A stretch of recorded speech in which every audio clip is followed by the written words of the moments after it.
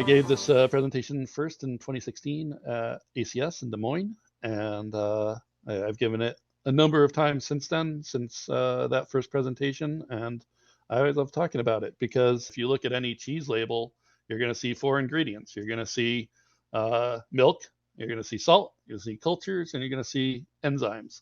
And I really want to know why we selected some of the cultures that we did, why certain producers and associations like Comte, Gruyere, Emmental derived what was culturally important to them at a microscopic level. I got a couple of resources for you guys. There's some great books that I learned from and that have been published since. You got Cheese and Microbes, which was edited by Dr. Catherine Donnelly.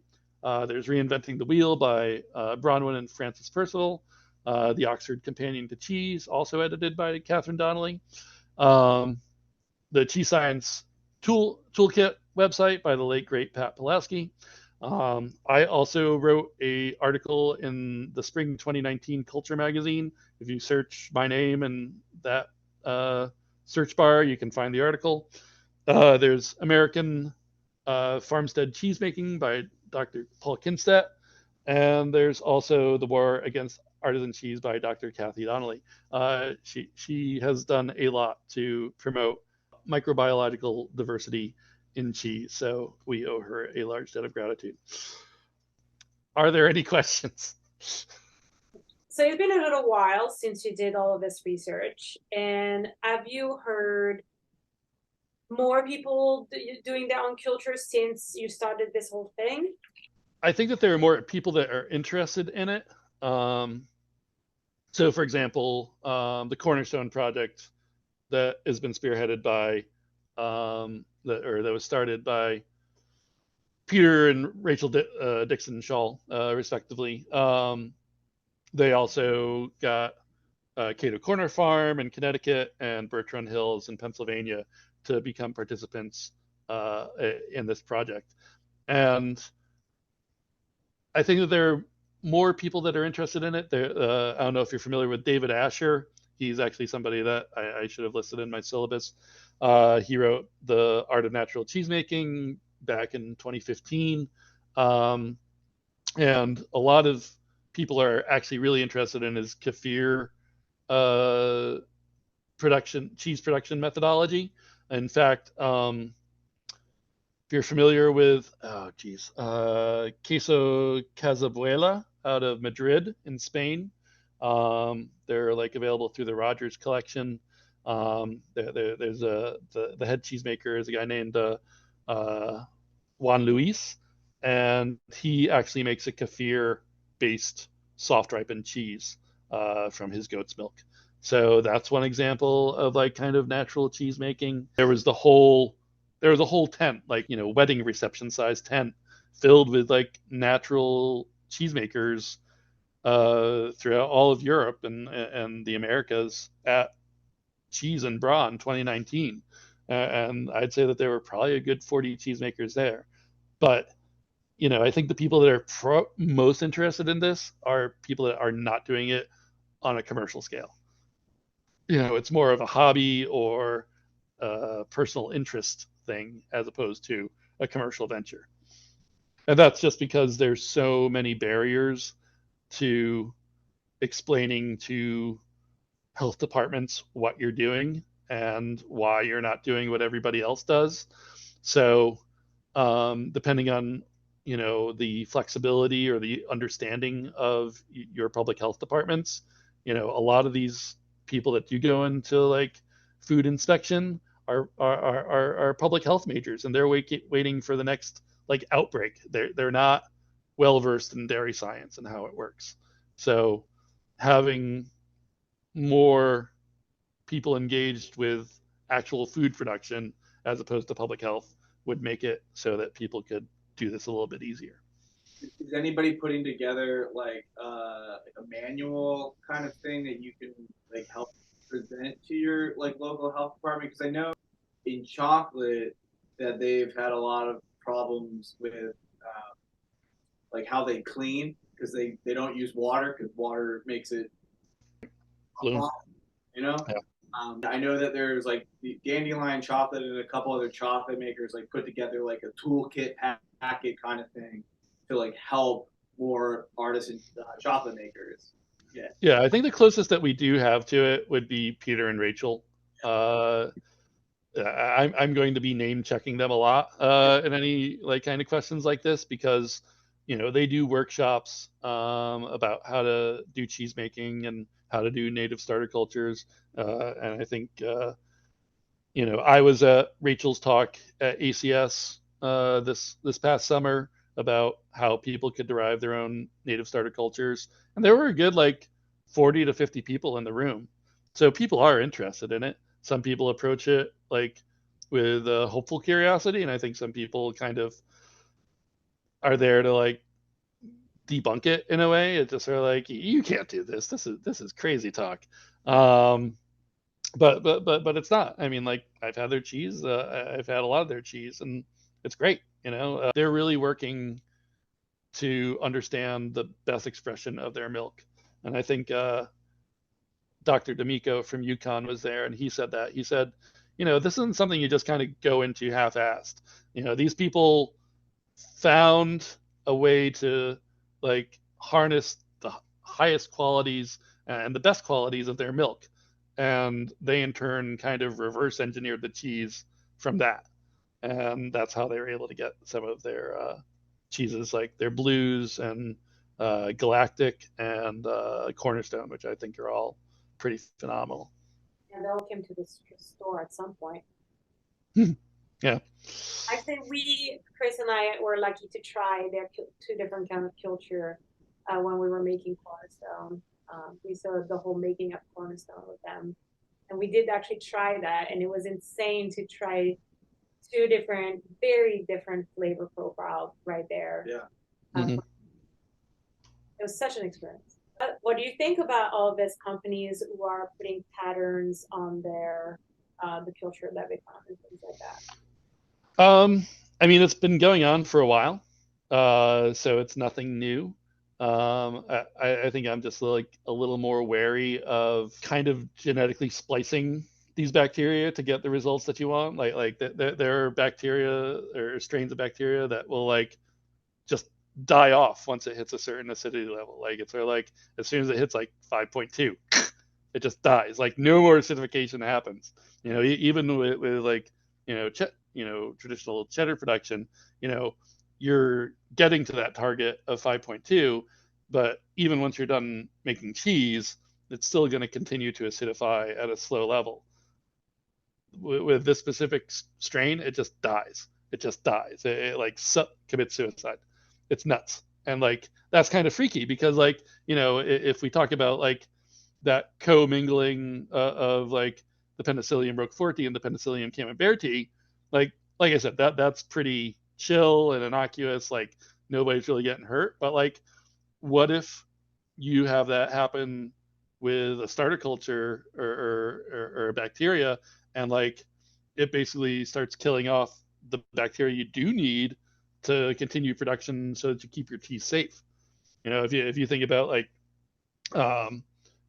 those really soft gooey cheeses like Harbison and Rush Creek, and I'm not saying they're unsafe, but I mean like their whole mission is like you crash the acidity way down to like 4 something, and then as it ages and it breaks down, it becomes slightly less acidic, and then that paste becomes more and more gooey and liquefied, and then you're creating essentially a potential hotbed for bacteria. Again, I'm not saying that those cheeses are unsafe, but like they do have the potential. And if you do have this weird like biotech splicing of bacteria that wasn't intended, what consequences could we face? That was great. I think it was in Donna's book, War on Artisan Cheese, where we read about the 60 days raw milk pasteurization and how actually ridiculous it is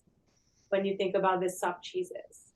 Like yeah. How pasteurization actually can breed way more bacteria after 60 days instead of using raw milk to use the good bacteria to fight it off. Yeah. Oh, I agree with that wholeheartedly. But for whatever reason, like, during that big FDA sample exercise where they're requesting cheese from everybody back in like 2014 to 2016, like they went hard after soft ripened cheeses, and like the Canadians were involved too, and they weren't any kinder to raw milk cheese, especially raw milk soft ripened cheese.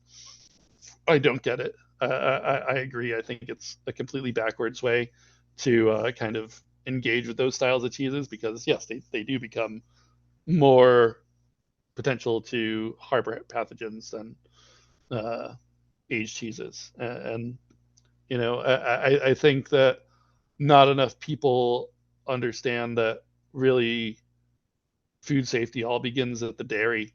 And if you're talking about industrial sized mega dairies, they're not able to keep tabs on all of those cows. You've been to our dairy at Shelburne Farms, and we're able to keep a pretty good watch on all of those cows, and we've got about 100, 120 and 4 to 5 people as part of our dairy team. And, they all know what's going on.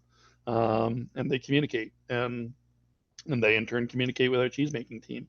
So, and that's why I say, like, if we have better milk and dairy standards, we can do, more dynamic things with cheese and, potentially change some of the regulations that are in place currently.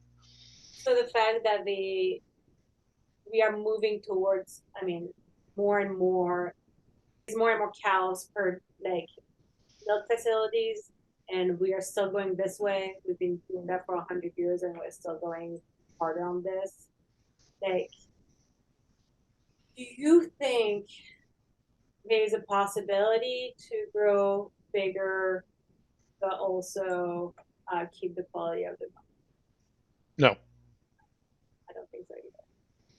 but I also am not very well versed in some of the more automated dairy technology that's out there. Like I've only seen like a couple of robotic milkers in my what 15 some odd years in cheese. So I don't want to discount what they could potentially bring to the table in terms of larger herd management.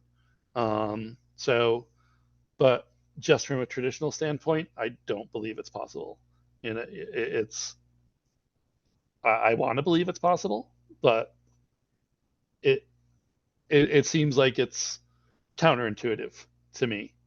But I could be wrong. To be fully transparent, I've only worked at small to medium sized dairies, so I am not completely familiar with the ins and outs of larger scale dairy operations. Like all the research in the kind of sector in a lot of American markets being, I guess, independently funded or like collaborations with universities that funnel it more into, I guess, proprietary like patenting of cheese making.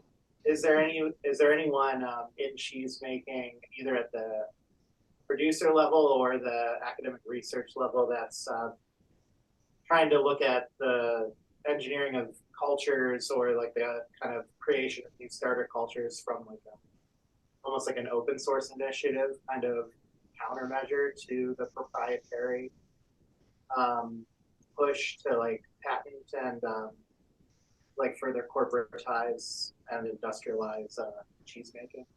I would say that the state's doing the most for anything in that direction would be Wisconsin, particularly the Center for Dairy Research.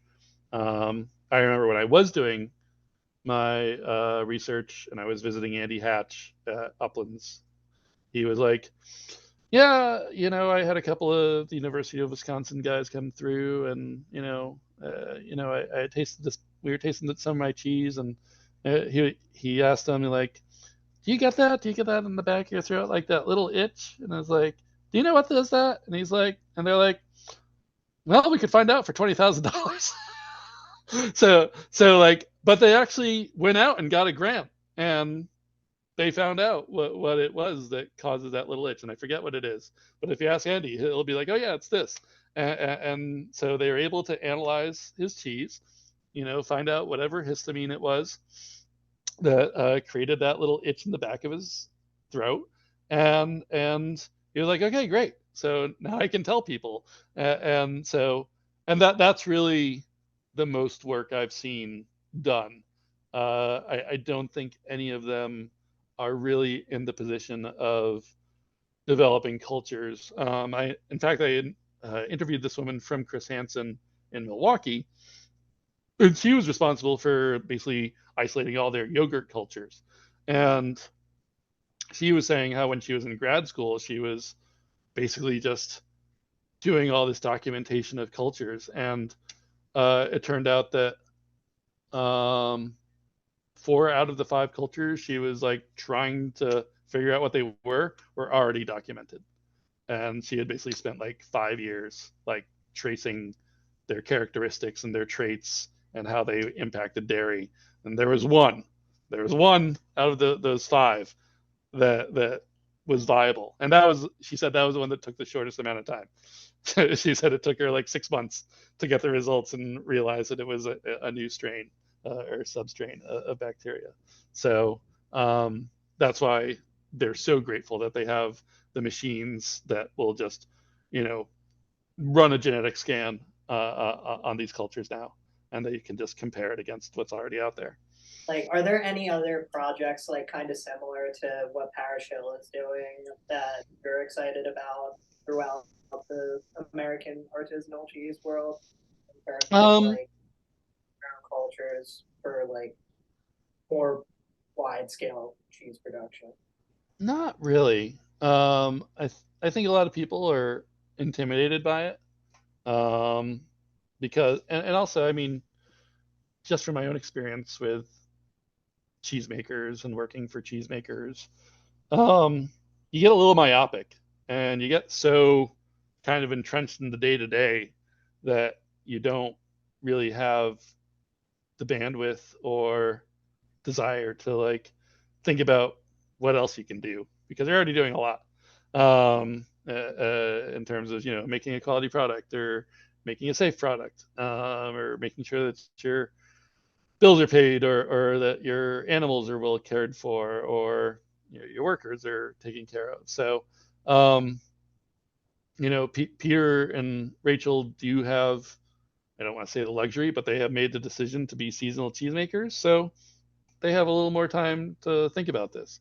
And the amount of cheese that they produce is about 20,000 pounds a year, which is more than I can eat in one sitting. But it's not a lot of cheese by comparison to other cheese producers. And then the other side of that coin is the people that do have the money, do have the staffing to really engage on this on like a scientific level. They're the ones that don't really care about doing anything different. They're trying to find ways to like cheat the system. They're the ones that are interested in these, quick acidifiers and, phage resistant bacteria. They're, totally better living through chemistry and not in a fun way. And unfortunately, like, I myself have become myopic, like, having to focus on the operations as the sales manager for Shelburne Farms. I've kind of lost touch with like some of this more outro kind of activity, and doing, going to ACS is how I learn about it. And unfortunately, Peter and Rachel are the ones that really talk about it. For better or for worse, I guess I should say, not unfortunately, because I'm very fortunate that they are a resource that we do have, and it's just a matter of people accessing it and willing to take the commercial chance that their cheese might not turn out the way that they want it to. And obviously that is a big risk factor in like why people don't do it. But also, like, can you speak to how hard, like how difficult is it to do like what Parish Hill is doing, just from like a manufacturing perspective? I think the advantage that a place like Parish Hill has over a lot of other cheesemakers is, Peter Dixon's depth of knowledge and experience. He was a cheddar maker, he was a goat cheese maker, he was a feta maker. He was all these different types of cheese producers for different companies and in different countries, and absorbing all these different techniques. And he has the institutional intelligence to say, okay, if I want to achieve flavor X, I need to do step B. And he also, and I think something that is kind of becoming a lost art in cheese making is reading your milk, like understanding like whether it seems higher in moisture or higher, more fat or whatever. Like I said, we're fortunate to have good communication between our dairy team and our cheese making team at Shelburne Farms, but and we're able to adjust, how we, culture the milk accordingly. But if you don't have that communication, or if you don't have those systems in place, then you're just kind of like, doing things by rote. And it's sort of like, okay, I have this much milk, I need to add this much culture. You're not factoring in like, oh, it was really rainy the other day, so there's going to be more moisture and lower components. The sun hasn't been out, so they've just been eating like straight forage. There's no nutrients in the grass, so the protein levels and the fat levels are down. And like, how are the cultures and the methodology that I'm using to produce the cheese going to be impacted, and how is it going to turn out like 2 months or 2 years later? So I think that in order for anybody to do what Peter and Rachel do, they need to have a good because under their belt, or be like a voracious student of cheese making, because I think that they are able to adapt better than most cheesemakers out there. Already though, there's already a ton of inconsistencies in their cheeses. That's normal and natural, and I can only imagine how crazy that spectrum would get if someone like doesn't know it. Right. Agreed. But Rachel and Peter, whether it's by design or whatnot, they'll say like that's what they're searching for. They're almost searching for that inconsistency, because that's the expression of the milk. I think that they really want the milk to express itself, and like it's just a matter of our palates being amenable to accepting those flavors that get developed. And sometimes you hit a home run, sometimes you hit a foul ball into the grandstands. So and it's the same with cheddar production. Like we're just making cheddar. We want to make a 3-year every time, but like sometimes we end up with 6 months, sometimes we end up with 3 years, sometimes we end up with 2 year. It's all over the map for us too, and that's with having a lot more controls in place and a lot more standardized ingredients. So it's hard. And in a place today in the store is finally here. Yay! The Cloud Bath cheddar is here. How are you enjoying it? It's really good. Sold so well at the farmer's market. Yeah. Awesome. At the farmer's market, sold very well. I actually had a question about it. Oh, God. Yeah, sure. How long are they typically aged? Because I couldn't find that on the website. So we were for many years. There was no real age limitation or set aging parameter.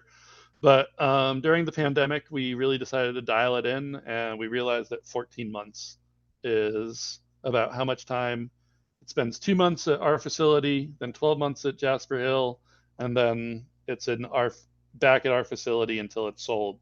So I think you guys may have had like a May batch. So like, I think all told, we were looking at like 17 months, give or take, if we're in August, September. Yeah. So yeah. But 14 months is like the aging time, and then then there's the bonus round. Well, thank you so much for your time. Seriously. Thank you. It's so great and educational, which is exactly what we want to do. Thanks for inviting me, and thanks for letting us record this. And if any of you that haven't been to Vermont would like to come and visit, we're always happy to show you around. Great night. Thank you so much.